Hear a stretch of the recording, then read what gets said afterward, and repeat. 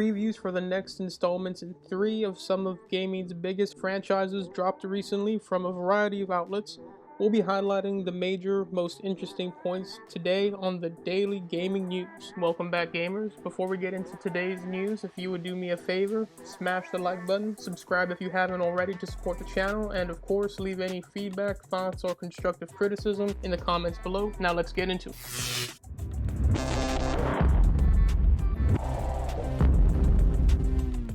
First up, we're going to talk about Pokemon Scarlet and Violet. They've had a few outlets get hands-on with the new video game in the franchise. I'm going to read from the Kotaku write-up, which actually didn't have access to it themselves and sourced a couple of places that you can find down at the bottom of this article I'm going to read from. So just to get started with some of the key things to point out, the world seems pretty big.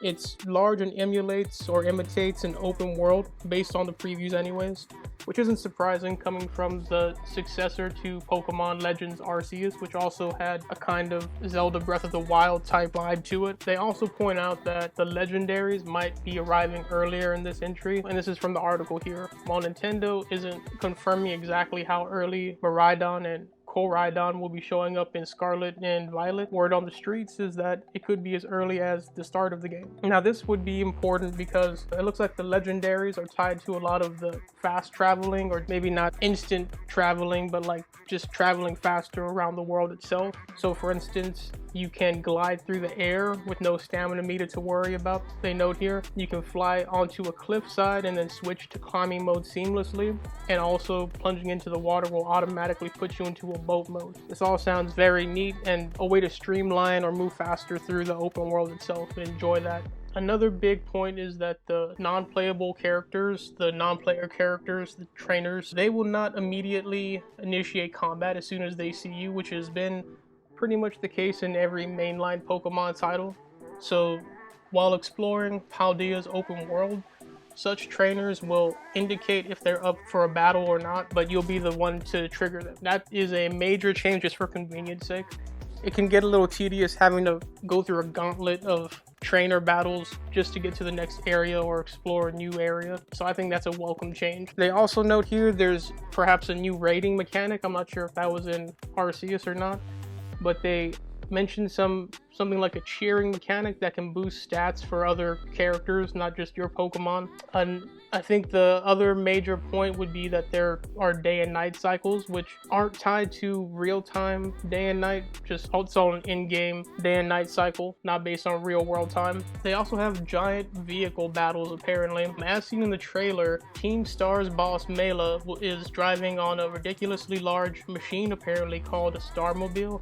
It seems that we actually have to fight this thing in some form, not just the Pokemon on board it, although previewers were made to keep quiet about this by Nintendo. There is some customization that you can do after the initial character creation, so that's something I would always welcome. And the last thing that they mention here is that the Switch is still showing its age, with struggling to perform at like normal 30 frames per second, which isn't too shocking. There's been pretty much a year or two, maybe more, that almost every game on the Switch is showing more and more that the Switch needs some kind of an update just for power's sake to run games smoother. We're going to move on to the next preview that we have here. So this is coming from Game Informer, but a lot of other outlets also got their hands on a preview for God of War Ragnarok. We'll be reading from Kyle Hilliard here, and I'm just going to read it.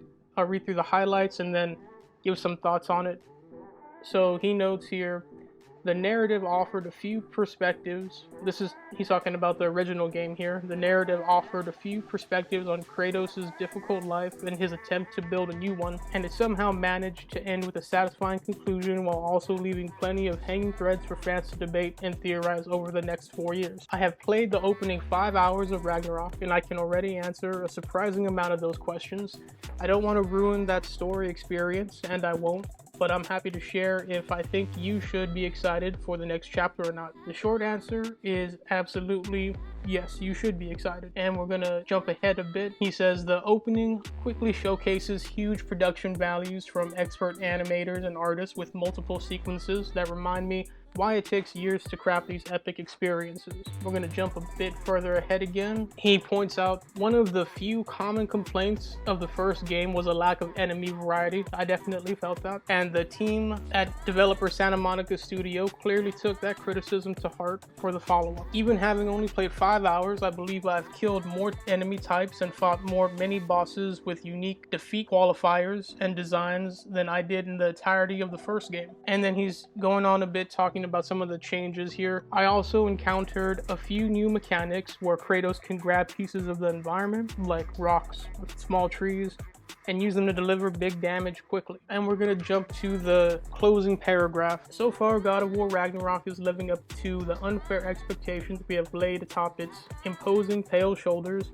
The first 5 hours of the game are impressive, but also manages to feel like the surface has barely been scratched. So that sounds really promising, pretty much positively expanding on everything from 2018's Game of the Year. I'm glad to hear it. I didn't hear really anything negative, so I can't wait for November 11th when this game comes out. And we're gonna move on to the final game here, which Final Fantasy 16 had a trailer drop, not so much a preview as a in-depth trailer look at the game. So they released the trailer titled Ambition, and while it's not a preview necessarily, it does showcase much of the fast-paced Devil May Cry-like in-game combat and highlights the different factions and characters associated within them. We're gonna read though from Video Games Chronicle that have some quotes from the producer of the game. It says here, in a message posted shortly after the reveal of the game's latest trailer, producer Naoki Yoshida said, "I'm happy to announce that our newest trailer, Ambition, is now live.